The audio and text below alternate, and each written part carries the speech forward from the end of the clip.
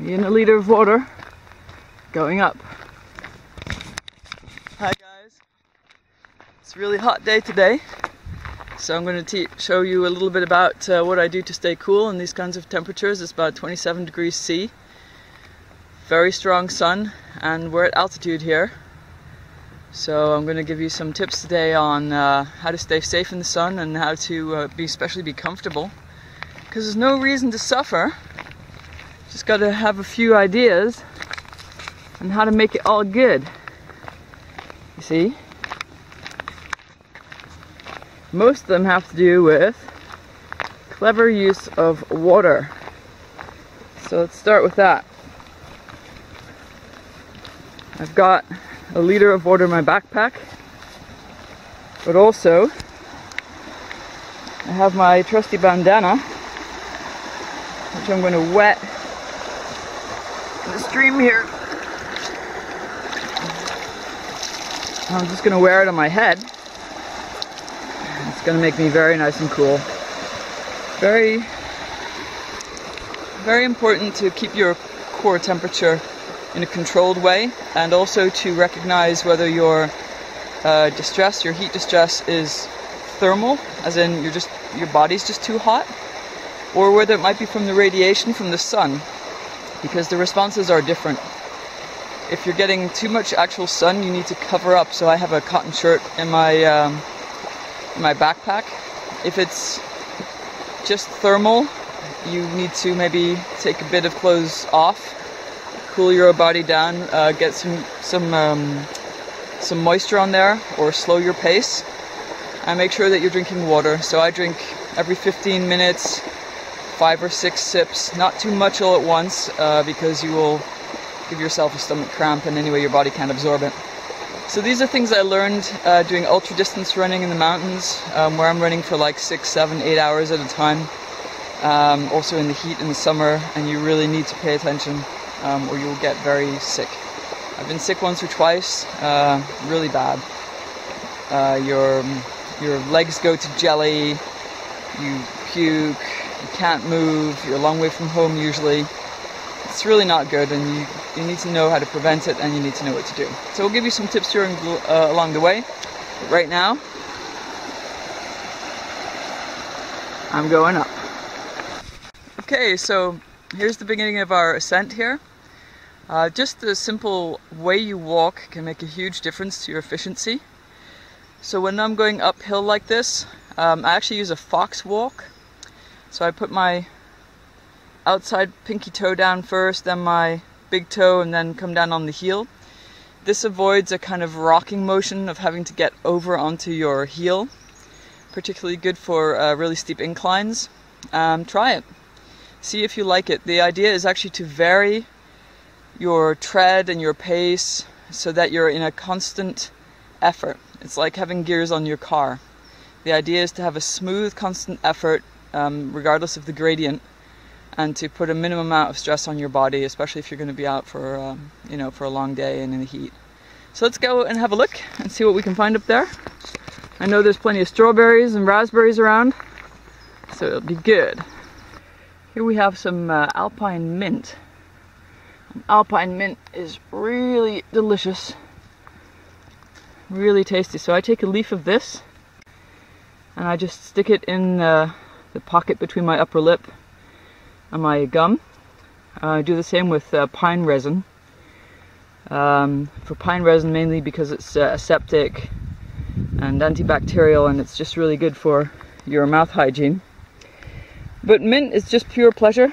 It's tasty, keeps your mouth fresh when you're going up, and actually there are a lot of herbs that absorb better in your into your body if you let them absorb through the mucous membranes in your mouth. So that's going to be my companion for just now. Very tasty. Just stick it up here. Yep, right there. And now we go up. When you're going up an incline, then just shorten your pace. Just make your steps smaller, like changing gears on a car. The idea is to try to keep your effort stable. Your effort should try to be as even as possible, so you adapt your footfall, your pace, and your stride, that is to say how big your steps are. You adapt that to the terrain. So steeper the terrain, smaller your steps. If you have a heart rate monitor, that's of course great, but if you don't, you should really be able to carry on a conversation. Just like this. Up a gradient, just like that. Awesome. Just awesome.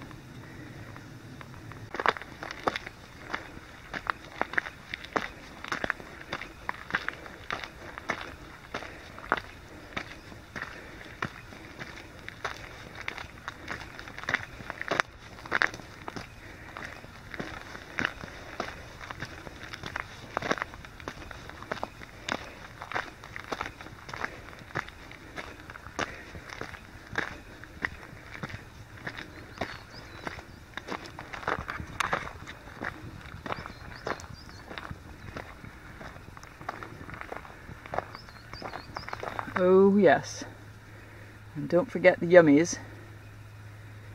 Plenty of lovely raspberries around at the moment. And they'll all be nasty and gone within a week, so you might as well eat them. Yum.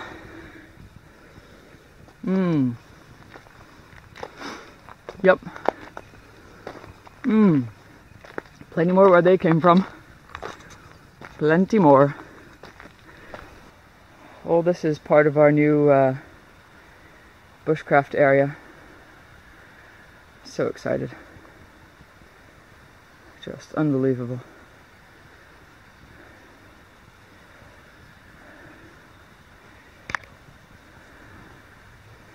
But we are going to carry on up the mountain. Get some fitness in the body. That's the way. Here is the entrance up to our new bushcrafting area. But we are going up here towards the Benedictine Band. Yeah, do a bit more uphill. So the trick with all this is to be at sort of 70% effort. That's the optimal effort for growth, for strengthening, for conditioning, without injury and with a reasonable recovery. And also, if you stay within your 70% boundary, then you've got a little bit to spare, you know, in case something unexpected happens, and it can. I mean, heat stress or somebody that you meet who might need your help. Always stay well inside the 70%, and then you'll have a good time. When you come to a fork, and if you're leaving a trail sign for buddies who might be coming after you, then be really positive about your trail signs. So show a trail sign, a positive trail sign about where you don't want them to go, and show a positive trail sign about where you do want them to go. This way, if a trail sign gets knocked or removed, your buddies know that you always make a positive trail sign, and if they're not seeing a sign, then at least they know how to interpret that. Yeah, make them unobtrusive.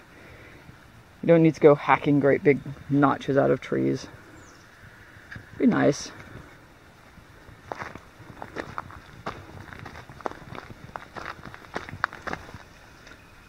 And don't forget to look for the strawberries. After a while, your eye will automatically detect them. It's like a filter in your brain.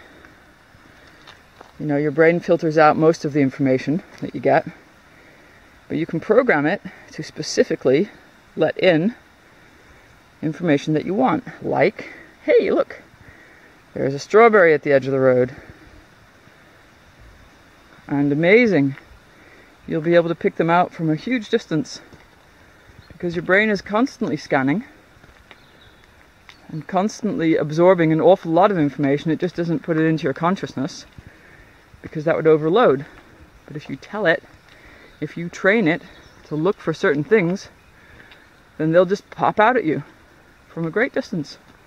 Quite wonderful. Oh.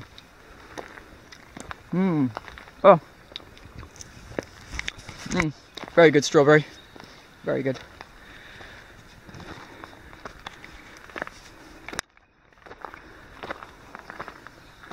Of course, you can get distracted by strawberries as well, so you do actually need to keep moving.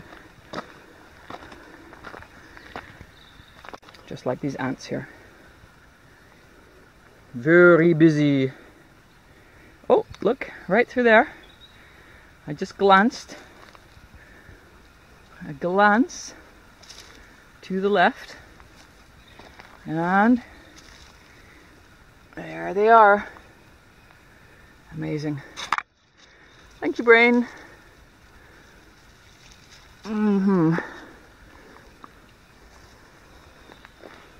Yum.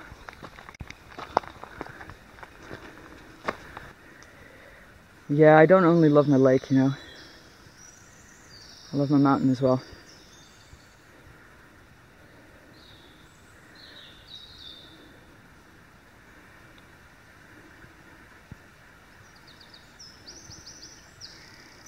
My trees. Love my trees. Yeah, you know, the lake makes you really smooth and the mountain makes you tough. I like to be smooth and tough. Pretty good way to be.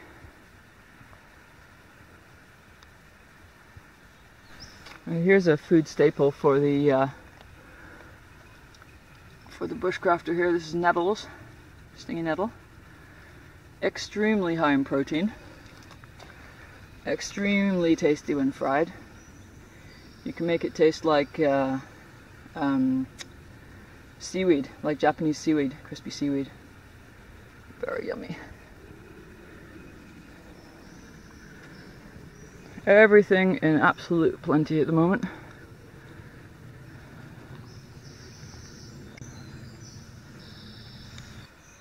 So when you're out here, really work on widening your perspective. Okay, look really widely. And the way to do that is you basically just take both your hands and you pull them back here and you spread your arms so that you can just see them, about like there, out of the corner of your eye, and you do that on both sides. And then you soften your focus, you soften your gaze so that you keep your both hands in view. And this way you instruct your eyes to open in a wide angle instead of just on a laser focus. So a nice wide angle, and you'll see it changes your awareness. And once in a while when you find yourself focusing down too hard, just do the exercise, bring your hands open. Also opens your heart and frees up your lungs to breathe properly. Bring your hands open and just set your eyes so you can see both your hands, and you'll see much more. And you might find it even opens your mind a little bit.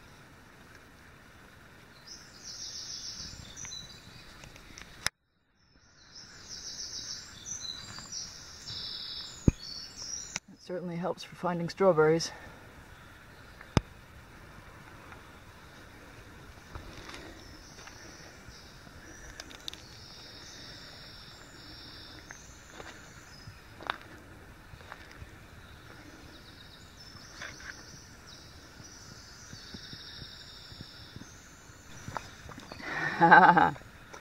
Okay, if you're going out in fruit season, it is best to add a little bit of time in your hike plan because you will be stopping. If you're going to make a tight hike plan,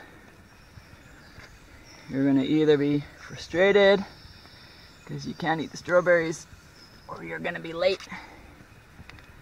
So take into consideration that you're going to be stopping for yummies. especially if you have trained your brain to see them. This is a remarkable thing. There's an ant nest, and then there is some kind of nest in here. I mean, it's got holes in it. There's little flies burrowing in and out of it. And it's covered in sap from this awesome tree. Of course, you all know about sap, right? Fire starter, antiseptic, powdered on wounds, stops the bleeding. Good to put a piece in your mouth for hygiene. Antibacterial, nice and sticky. All these good things.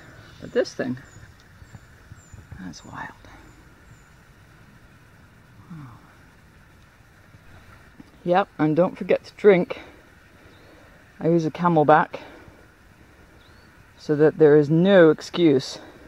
Every 15 minutes, 5 or 6 swallows.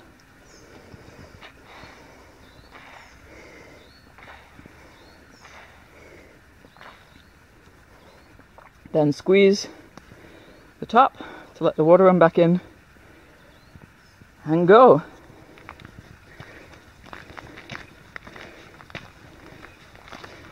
Go, go, go.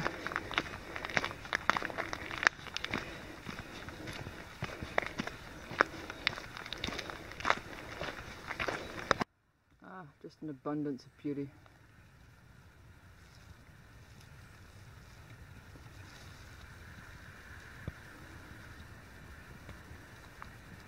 And solitude and quiet.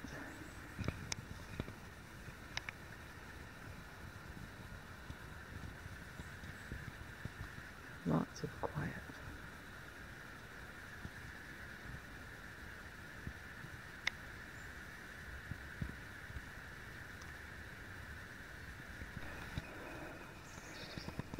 Yeah, just be smart about it, you know? No need to suffer.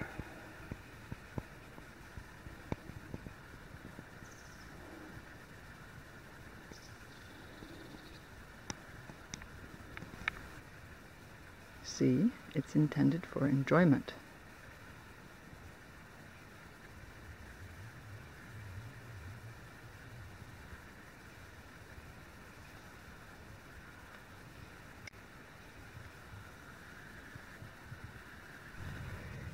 Oh, just monster strawberries. And some very beautiful flowers.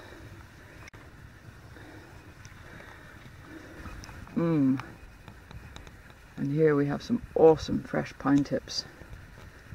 Brilliant in tea, but also fantastic just as a freshener in the mouth. Loaded with vitamin C. Super tangy. So good. So much treasure. So much treasure. And now we have reached the top of where we're going today anyway. Just a short hike, this one. Up there is one of my favorite little spots. But today we're just going to take a little rest here and then wander back down again. And up here you can see the Benedictenwand. That's another couple of hours. Not going to do that today. Really would like to, but I've got other things to do. I've got to do all things in their proper proportion. That's important. Another time, my friend.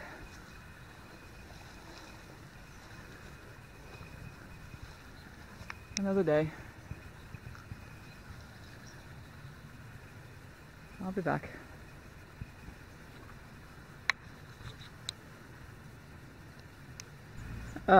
just amazing views.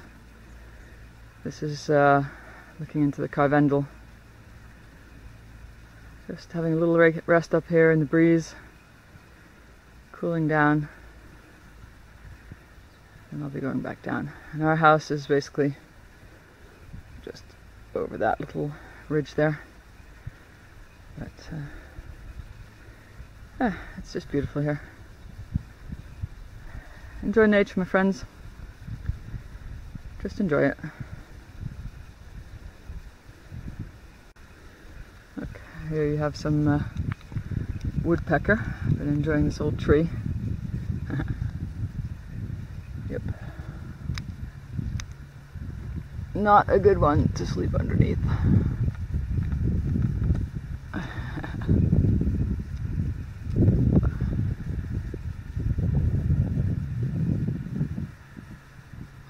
Nice breeze. Well, one of my future expeditions is going along there.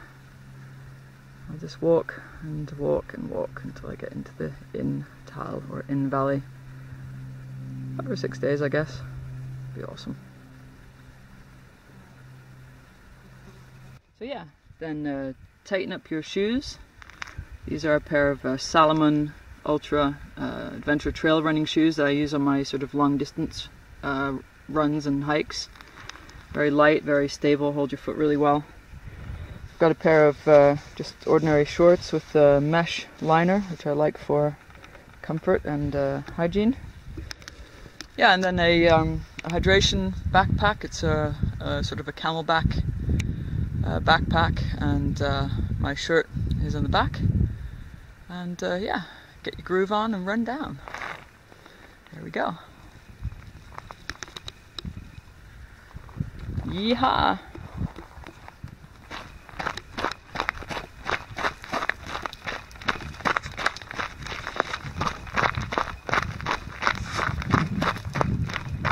So running downhill is one of the most stressful things that you can actually do to your body. So please do it carefully. It's an eccentric contraction on your muscles. Your quads will really blow out if you're not careful.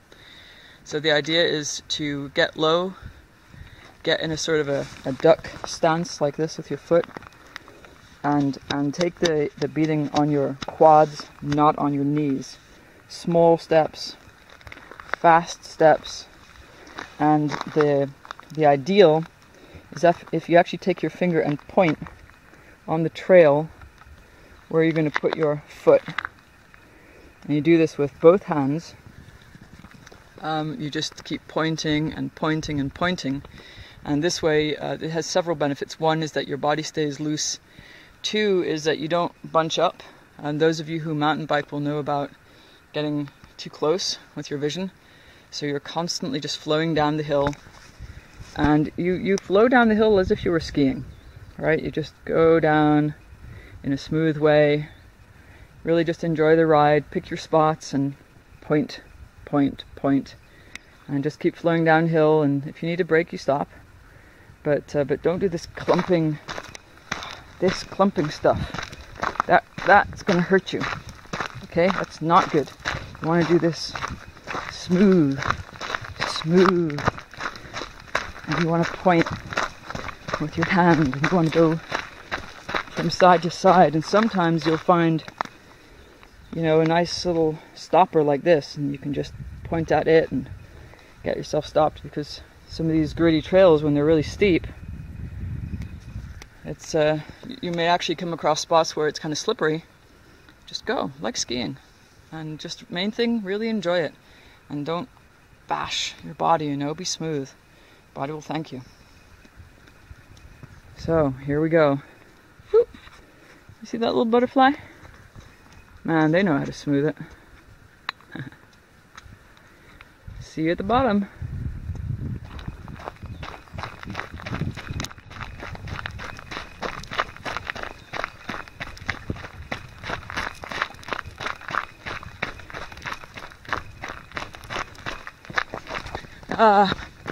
Downhill running. It's pretty awesome.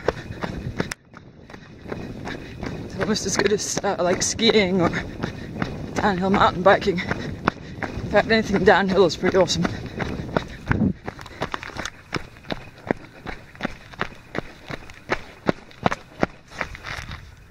So after 3 years, I'm almost strong enough to run these mountains the way I want to run them, in the bushcraft way.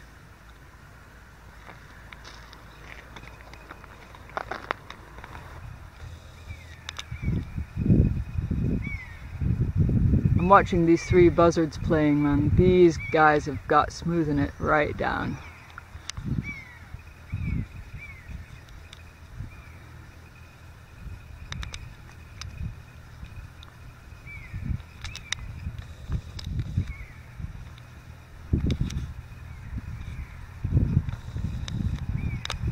There are 4 of these guys just cruising the ridgeline.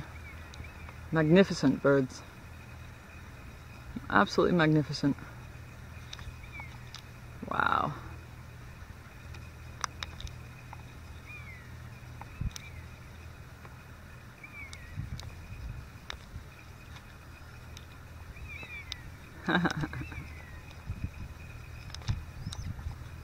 Awesome. It's actually relatively easy to be fit, not so easy to be strong. Strong, it just takes a bit longer, but it's worth it.